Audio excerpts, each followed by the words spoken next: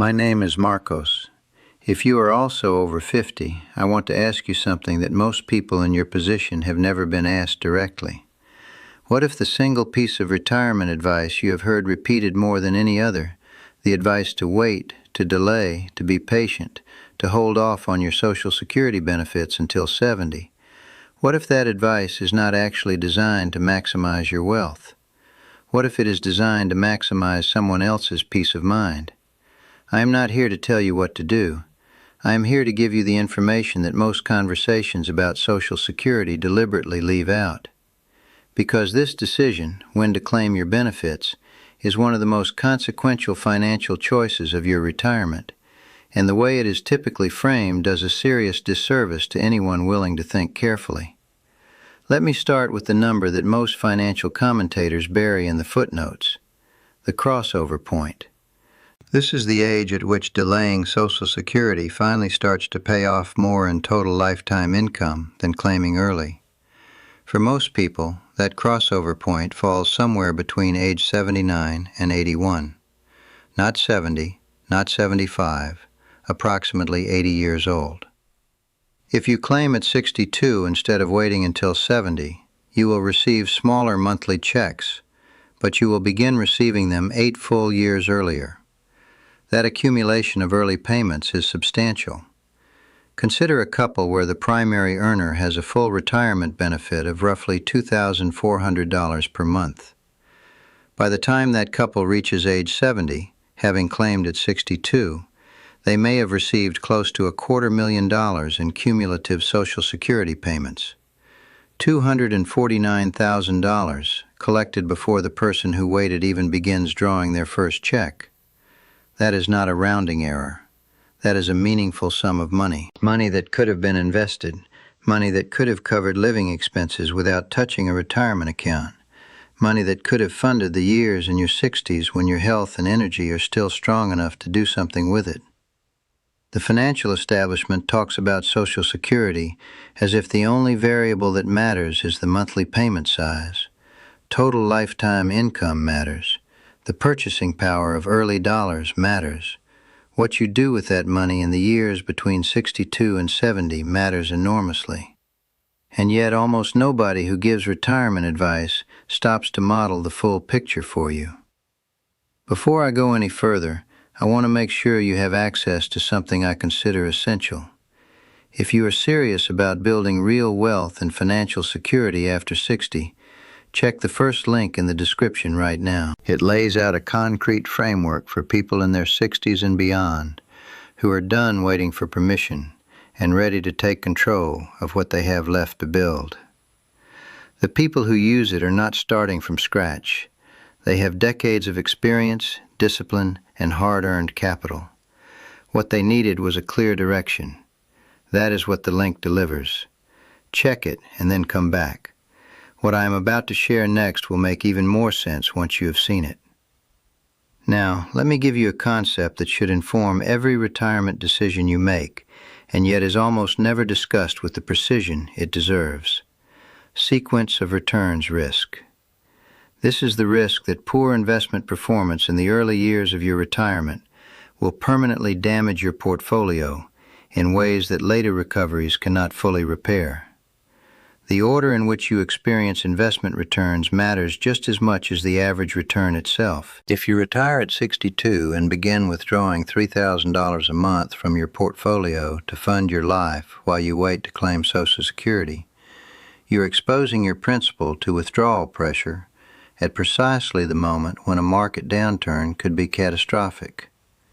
Every dollar you pull out during a down market is a dollar that is not there to recover when the market rises.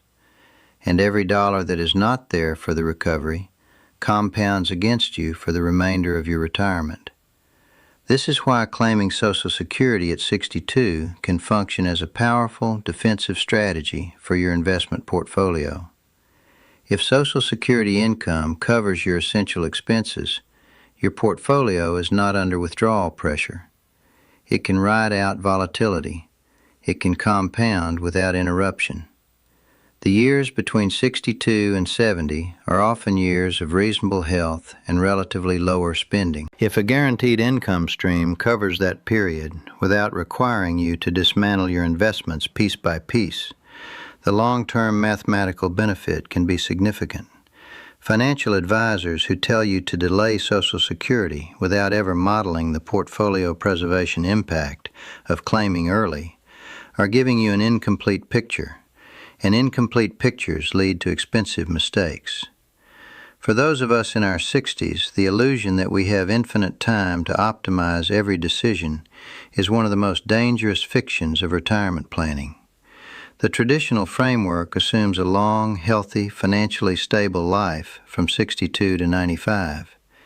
It presents the right answer as though we are all operating under identical conditions. We are not. Our health differs, our savings differ, our income structures differ, our marital situations differ, our tax circumstances differ, and our actual life expectancy, the one that belongs to us specifically and not to a statistical average, differs profoundly from one person to the next. Let me give you 5 concrete reasons why claiming Social Security at 62 may be the most rational financial decision for you. I will then give you the 5 reasons it may not be. Both sets of reasons deserve equal honesty. The first reason to claim early is investment and portfolio preservation. If you have a retirement portfolio that needs time to grow, and if claiming Social Security at 62 reduces or eliminates the need to draw from that portfolio, you may end up with significantly more total wealth by claiming early than by waiting. The math on this is not always intuitive, but it is real. A portfolio that compounds for 8 additional years without interruption, because Social Security is covering your costs, can generate returns that dwarf the difference in monthly payment size between claiming at 62 and claiming at 70. Every individual situation is different, and the only way to know what is true for yours is to model it precisely. But the premise that claiming early can protect and grow your investment wealth is financially sound. The second reason to claim early is that you already have a guaranteed lifetime income stream. Not everyone arrives at 62 facing the same income structure. Some of you have pensions, genuine defined benefit pensions from decades in education, government service, health care, or industries that still honored their long-term commitments. Some of you have annuities structured to provide lifetime income. If that is your situation, then the primary strategic argument for delaying Social Security, the argument that larger payments protect you from running out of money in your 80s, may already be solved. You have already purchased that protection through another vehicle. The longevity risk that delayed Social Security is designed to address has already been mitigated. In that case, claiming early is not a failure of planning. It is the recognition that you do not need to pay twice for the same protection. The third reason is health. I want to address this one with the directness it deserves because it is the reason people are most reluctant to discuss honestly. If you are approaching 62 and you have a chronic condition, a family history of serious illness, or any credible reason to believe that your life expectancy falls below the typical crossover point of approximately 80 years, then waiting to claim Social Security is not a conservative strategy. It is a costly one. The math is simple. If you claim at 62 and the crossover to break even is at 80, and you do not live to 80, you will have received more total lifetime income by claiming early. If you wait until 70 and you do not live to the crossover point, you gave away years of benefits you can never recover. Your health is your most important variable in this calculation. Pretending otherwise does not serve you. I want to say something here about life expectancy statistics that most people misunderstand. The national average life expectancy in the United States is roughly 79 years. But these figures incorporate infant mortality, accidents, substance-related deaths, and every other cause of premature mortality that pulls the average down. If you are already in your early 60s and in generally sound health, your personal life expectancy is almost certainly higher than that national average. The fastest growing population segment in the United States is people aged 85 and older. Projections suggest that within 3 decades, over 1 million Americans will be age 100 or more. A healthy 62-year-old today should plan for a long life. But a 62-year-old facing specific health challenges should calculate accordingly, with honesty, not optimism. The fourth reason to claim early applies to a specific group of people, but for those it applies to, it is a genuinely powerful strategic tool. I am talking about spousal benefit optimization. In many marriages, one spouse has a lower Social Security benefit based on their own earnings record, while the other has a substantially higher benefit. The lower earning spouse may be eligible for a spousal benefit equal to 50% of the higher earning spouse's primary insurance amount once the higher earning spouse files. Here is where the strategy becomes interesting. If your own benefit is smaller than the spousal benefit you will eventually be entitled to, you can claim your own reduced benefit at 62 and collect income for several years, then switch to the higher spousal benefit when your spouse files. You are not collecting both simultaneously, but you are collecting something instead of nothing during the waiting period. For couples in this situation, the cumulative impact can be meaningful. The fifth reason is simply this: you need the money. And I say this without condescension, because the reality of retirement in America, for most people, is not the polished narrative sold by financial planning firms. Many people reach their early 60s facing genuine financial pressure, depleted savings, medical costs that arrived ahead of schedule, careers that were cut short by corporate restructuring or physical limitations, or industries that simply no longer exist the way they once did. If you are at 62 and you cannot work, or cannot work enough to cover your essential needs, and Social Security is available to you, taking it is not a mistake. It is using the system for the exact purpose for which it was designed. You paid into this program during your entire working life. It exists to be claimed when you need it. Now let me give you equal honesty about the 5 reasons you may not want to claim early. The first is active earned income above the earnings limit. Social Security retirement benefits are designed for people who have actually retired, and the system imposes a real penalty if you claim before your full retirement age while continuing to earn significant income. The earnings threshold, in recent years approximately $19,500 annually, is not high. If your earned income surpasses that amount, the Social Security Administration will withhold $1 in benefits for every $2 earned above the threshold. That is a 50% effective haircut on your excess earnings applied against your benefits. If you are still generating meaningful professional income, claiming early is rarely the right move. The second reason to delay is if Social Security will be your primary source of retirement income. This is where the calculus shifts most decisively. If you have not accumulated substantial savings, do not have a pension or annuity, and will be depending on your Social Security check for most of your living expenses, the difference in monthly payment size becomes existential, not academic. Claiming at 62 instead of 70 can reduce your monthly benefit by up to 30%. For someone who has alternative income streams, that reduction is manageable. For someone who does not, it can mean the difference between financial dignity and chronic financial stress in your 80s. If Social Security is your primary safety net, strengthen it. The third reason to consider delaying is the survivor benefit. If you are married and you hold the higher Social Security benefit in your marriage, your benefit will ultimately become the survivor benefit for your spouse. When you die, your spouse inherits the higher of the 2 benefits. If you claimed early and accepted a permanently reduced benefit, that reduction travels with the survivor benefit for the rest of your surviving spouse's life.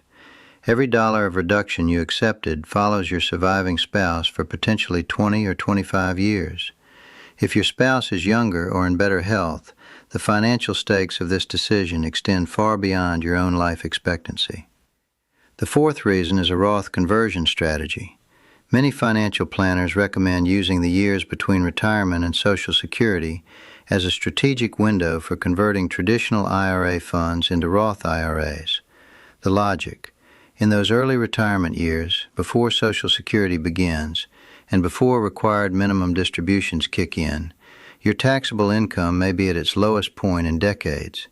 That window is an opportunity to convert at a lower marginal tax rate so that future withdrawals are tax-free. The problem with claiming Social Security during that window is that Social Security income counts as provisional income for tax purposes, which can push a larger portion of your benefits into taxable territory and may trigger additional Medicare premium surcharges under the income-related monthly adjustment amount system.